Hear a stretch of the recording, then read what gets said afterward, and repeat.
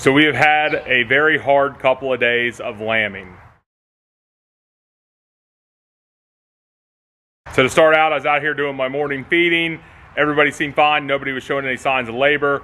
8 a.m., Rachel checked them. Everybody seemed fine. Nobody showing any signs of labor. About 9 o'clock, Rachel checked the cameras. Thought she heard something on there. Came out here, checked everybody. Had one of our ewes, had a lamb down on the ground next to her. This is a ewe that we've owned since she was a lamb. Every year she has twins or triplets, it seems like. So we got her, or Rachel got her in a lambing jug, got her set up.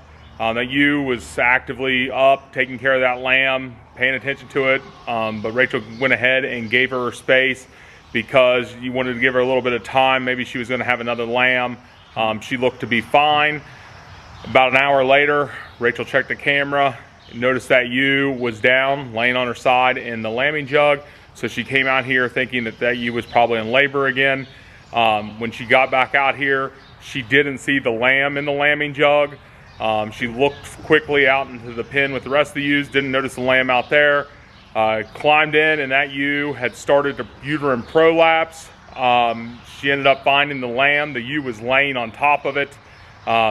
Got the lamb out from underneath the ewe, put that lamb in the corner of the pen there in the lambing jug. In that amount of time, that ewe was kept pushing and making her prolapse a little worse.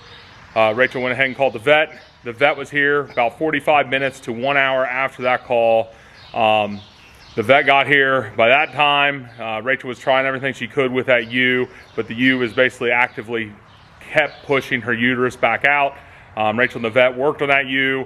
They would try to get it in and start getting ready to get sutured up, and that ewe would fight with them and push on it some more until finally that ewe ruptured her uterus. I guess that's what you'd call it. Had a tear in it. It was very bad. The ewe was acting like she was fine, like she was in labor. She could feel that, so she kept pushing, and that was an issue that they have when that happens. That's when the decision was made to put the ewe down, because it was one of those things where we could try to sew it up, and you were just going to be sewing it up and putting the uterus back in her, sewed up, and then sewing her up basically long enough to where she could heal up and get out of the withdrawal dates, and then she wouldn't be a ewe that you'd want to keep. You would just be taking her down to the stockyards and selling her. And with something like that, we thought about like what happens on a Saturday night at midnight if she prolapses again. What kind of pain would she be in, how long would it take to get the vet here and everything like that. So we just decided at that point to have her put down. So Rachel and the vet, they did that, moved the ewe over out of the way, and then they had the lamb still. The lamb was actively then trying to get up. This lamb, like I said, has only at this time been alive about 2.5 hours. And his mother, who was one of our big frame commercial Suffolk ewes, had been laying on it. So it's a little wonky. It has a bend to it. It walks very strange now, just because of basically the trauma that it had went through with that ewe laying on it. This lamb, we really weren't sure what's going to happen with it. Rachel started looking at it while the vet was cleaning up and putting up her stuff, and noticed that the lamb had an inverted eyelid, or her eyelash was up against her eyelid there. We've had that one other time this year. So far, it's the only time it's popped up for us. So the vet went ahead and fixed that, and they fixed that. I believe they give it a shot there by its eye, but then they staple its eyelid down, or its eye thing down there, so its eyelash isn't rubbing up against its actual eyeball, its cornea, and irritating it. So they did that. It says lamb's having a pretty rough life so far in the first 24 hours. You can see it here. It's kind of has a bow to it. It walks a little funny. It's not had anything but store-bought colostrum. Rachel's going to have a lot of work ahead of her with this lamb, just because she's the one who does probably 95% of her bottle feeding throughout the day, and this lamb's going to require a lot of attention. We don't really have any other ewes that are due in the next couple of days, so it would be kind of hard to try to graft her onto the last one that was born a couple days before this. So I'm not really sure if this lamb's going to make it. It's had a rough way to go by losing its mother right there while it was born and having to have its eye stapled.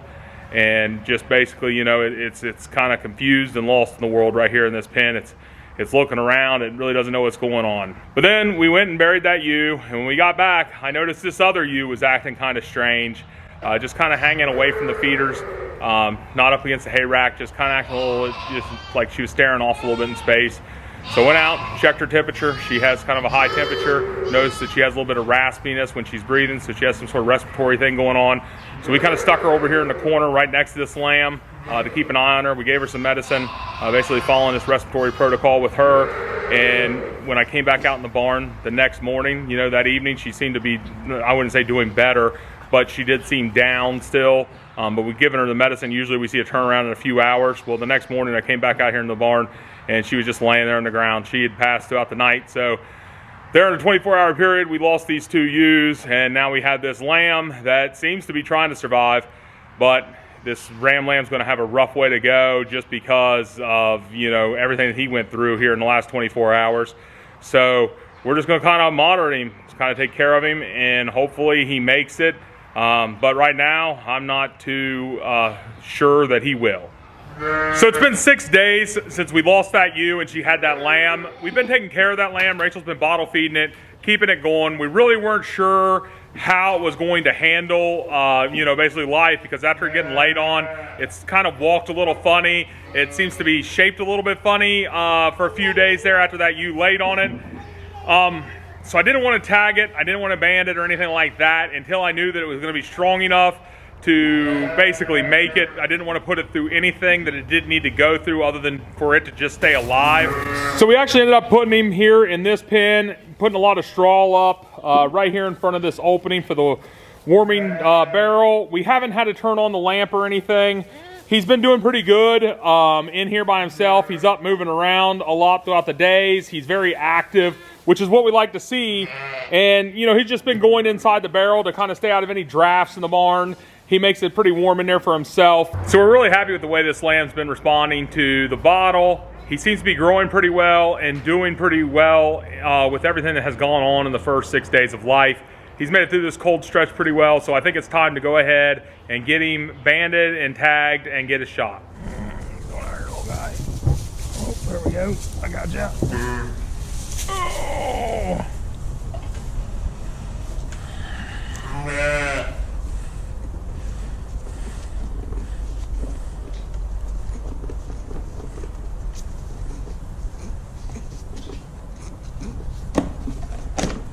You're okay. You're okay.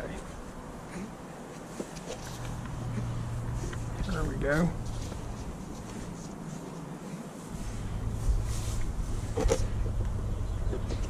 Scoot your behind down here. There we go. Perfect. Where'd your head go? There we go.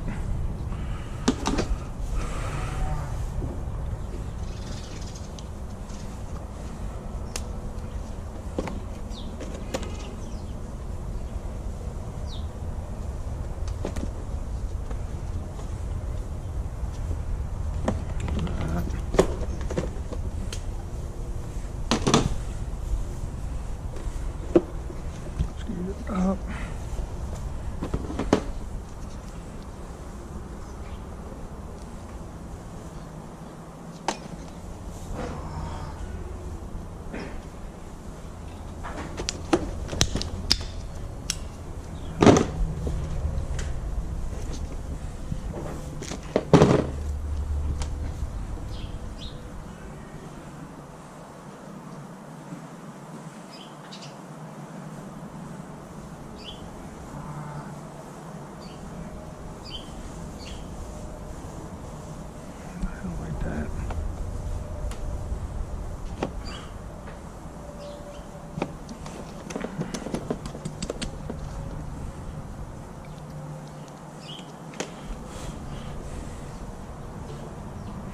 Here, we'll look at that eye when we got him.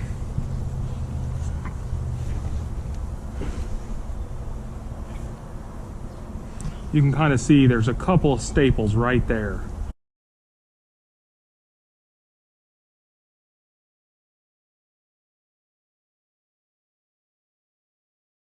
I don't know if you can see it too well with the camera or not. We'll have to take those out.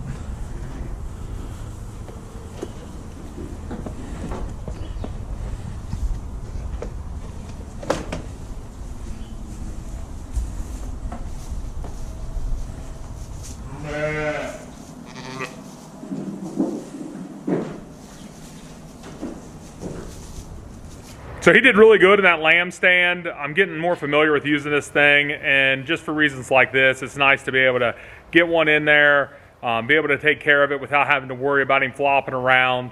You know, with this lamb, we're really surprised that he's made it this long, just because, you know, starting off, he didn't have the best start there. The first 12 hours, or actually the first 4 hours of life, was extremely rough for him. And, you know, once that ewe laid on him, it was very, you know, bleak what we were looking at for him, just because of kind of the way he was acting after that and everything that was going on. And then with that cold weather hitting, you know, he's really surprised us. He seems to be doing pretty good.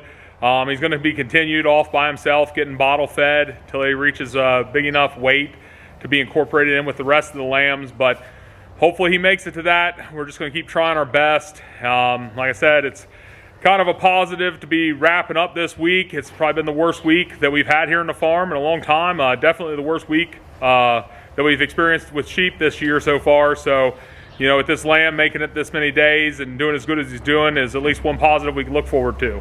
Well, that'll wrap this one up. Thanks for watching.